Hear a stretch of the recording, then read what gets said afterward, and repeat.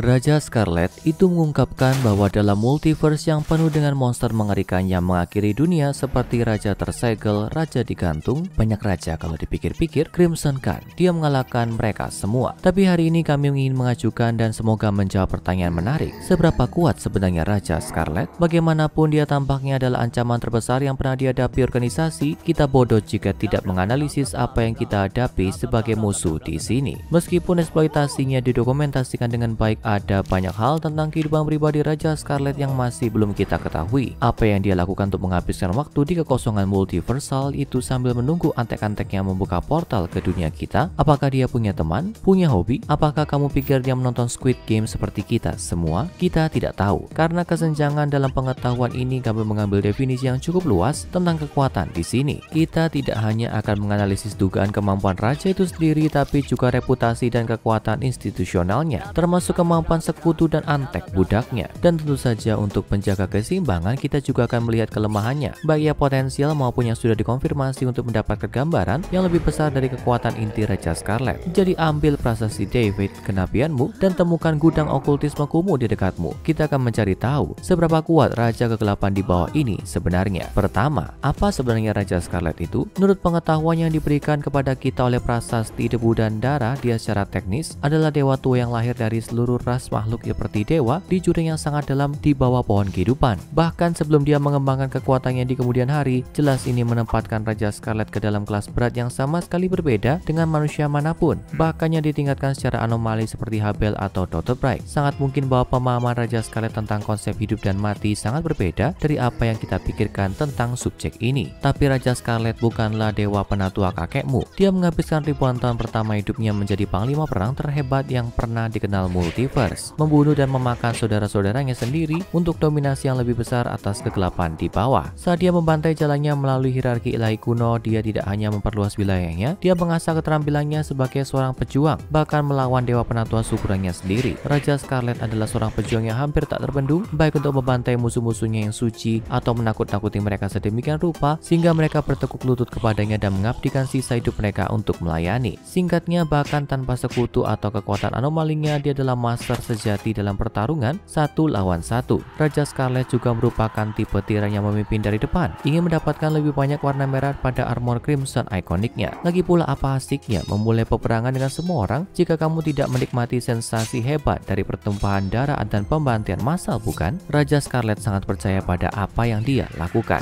Intinya adalah kita sedang melihat seorang raja pahlawan yang bisa membantai dewa dan dewi dengan tangan kosong dan sangat senang melakukannya. Baginya manusia adalah semut yang luar biasa cerdas, mengeceknya dengan kecintaan mereka pada kehidupan, kedamaian, ketertiban, dan sains. Ya, sebagian besar sih. Secara fisik dia luar biasa kuat, tapi itu masih membuatnya memiliki cacat tertentu. Misalnya, kemampuannya untuk melintasi dimensi tidak seperti yang dia inginkan. Berkat kerja tak kenal lelah dari kelompok-kelompok seperti organisasi SCP, setiap upayanya untuk secara fisik memasuki alam semesta kita telah gagal. Namun ini tidak berarti bahwa dia tidak memiliki kekuatan untuk setidaknya memengaruhi dunia kita. Bahkan jika dia belum mendapatkan kesempatan untuk secara pribadi membanting planet bumi ke matahari. Raja Scarlet seperti banyak makhluk Eldritch di luar pemahaman manusia mampu membuat manusia gila hanya dengan kemampuannya. Setelah dengan mudah merusak pikiran Dr. Montauk ketika dia mengetahui sifat asli dari Raja Scarlet. Raja Scarlet juga mampu membawa yang terburuk pada orang, memproyeksikan keinginannya yang tak terbatas untuk kekejaman dan kedengkian kepada mereka yang rentan terhadapnya. Sebagai makhluk yang benar-benar kuno, dia memiliki pengalaman ribuan tahun dan dapat dengan mudah mengakali dan menghancurkan jiwa manusia non-anomali manapun yang sombong atau cukup bodoh untuk mencoba menghadapinya. Dari file SCP-001-nya serta dokumen rahasia tentang prosedur 110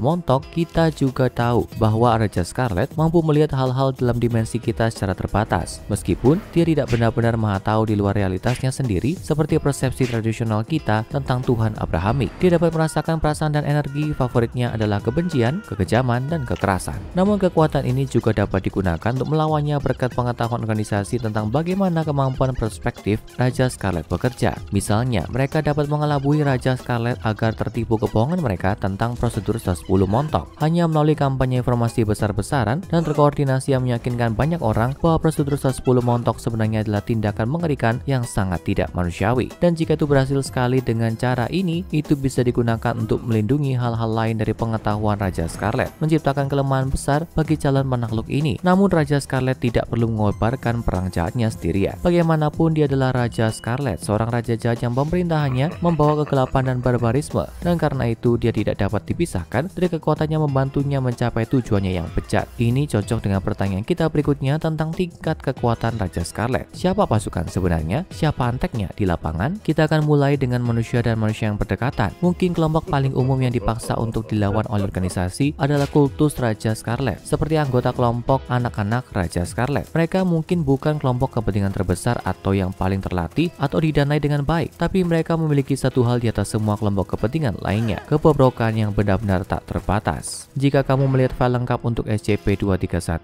kamu tidak hanya akan merasa perlu mandi, kamu juga akan menyadari bahwa tidak ada yang tidak akan dilakukan monster berkerudung ini untuk melayani tuan gelap mereka. Penculikan dan pembunuhan adalah dua dari kejahatan ringan. Seperti kultus paling berbahaya, para pengikut Raja Scarlet sangat terdesentralisasi dan mungkin tidak memiliki apapun yang dengan mudah menganggap mereka sebagai pengikutnya. Fakta bahwa itu memiliki mata dan telinga manusia yang tersembunyi di mana-mana adalah hal tak terbantahkan di mahkota Berdarah Raja. Tapi kultus non-anomali ini hanya berjumlah sebagian kecil dari kekuatan duniawi raja. Dia memiliki tentara manusia dan peradabannya berjanji setia pada perjuangannya sepanjang sejarah. Contoh, SCP-3838, pengembara dari Stepa dimensi keempat. Suku-suku prajurit Turkmenistan ini ada di tempat yang sama persis pada titik waktu yang sangat berbeda. Bepergian melalui ritual misterius dan yurt magis, setidaknya salah satu dari suku-suku ini menyebar Raja Scarlet dan memiliki kepentingan dalam kekuasaannya atas segala sesuatu. Tapi tentu saja tidak ada bagian tentang pasukan Raja Scarlet yang lengkap tanpa penggemar terbesarnya. Sebuah budaya punah kecil yang dikenal sebagai David. Ya, setidaknya punah untuk saat ini. Karena SCP-140 kronik tidak lengkap selalu meninggalkan kemungkinan kembalinya mereka sebagai pertanyaan terbuka. Jadi siapa penakluk kuno ini? Untuk berjaga-jaga jika kamu telah mencoba mengingat, para David adalah masyarakat monster hiper kekerasan yang suka menggunakan imperialisme, perbudakan, dan penaklukan untuk mendapatkan apapun yang mereka inginkan dan membunuh semua yang menentang mereka. Pikirkan mereka seperti kerajaan Inggris dengan lebih banyak sihir dan lebih sedikit teh. Mereka mendasarkan seluruh filosofi peradaban mereka pada ajaran dan gaya hidup Raja Scarlet, yaitu aturan kebrutalan primal mutlak, dan dia yang bisa menginjak orang lain adalah pemimpinnya. Dan tentu saja tidak ada yang menginjak lebih keras dari Raja Scarlet. Jika SCP-140 terkena terlalu banyak tinta atau darah, para David akan menguasai dunia modern dan kemungkinan besar mereka akan melakukannya atas nama Raja Scarlet. Tapi mereka hanya manusia dan hambanya yang berdekatan dengan manusia. Sebagai permulaan, dia juga memiliki legion dewa tua yang telah ditaklukkan yang telah berjanji setia kepadanya, dan sekarang menjadi pejuang paling setia untuk tiran brutal mereka untuk seorang bos. Namun bahkan legion dewa yang lebih tua tidak ada apa-apanya dibandingkan dengan Jenderal Raja Scarlet, 6 dari 7 putrinya. Lucu, bahkan mimpi buruk paling jahat yang pernah dibayangkan memanjakan dengan sedikit nepotisme di sana-sini. Meskipun dalam pembelaannya tidak mudah menjadi ayah tunggal, memang itu hanya karena dia menghancurkan ibu mereka, Dewi Sana yang baik hati, sampai mati dengan darah dingin.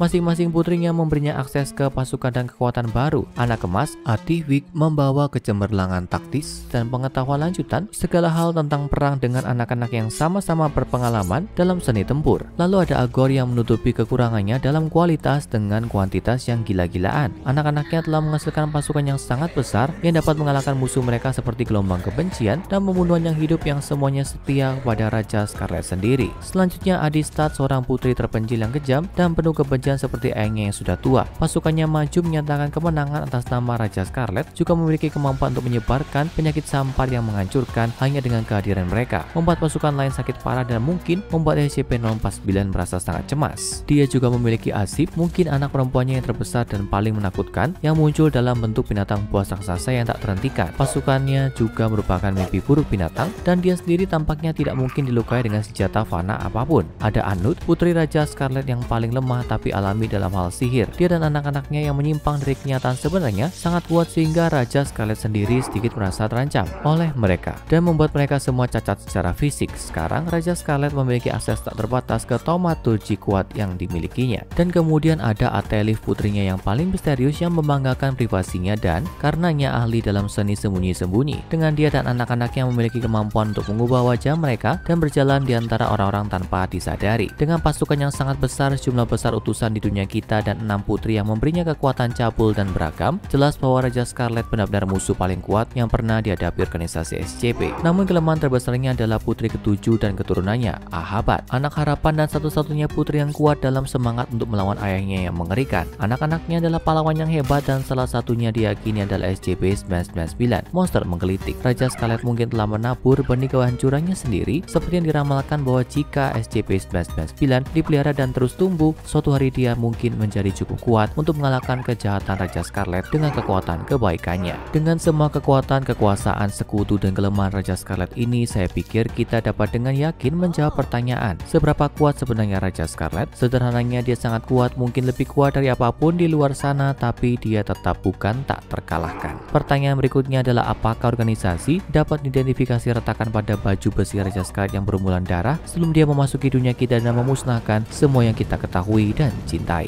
Sekarang tonton anak-anak SCP-001 Raja Scarlet, apakah SCP-999 benar-benar putranya, dan SCP-001 Raja Scarlet Debu dan Darah untuk informasi lebih lanjut tentang kata pertama dalam kejahatan murni.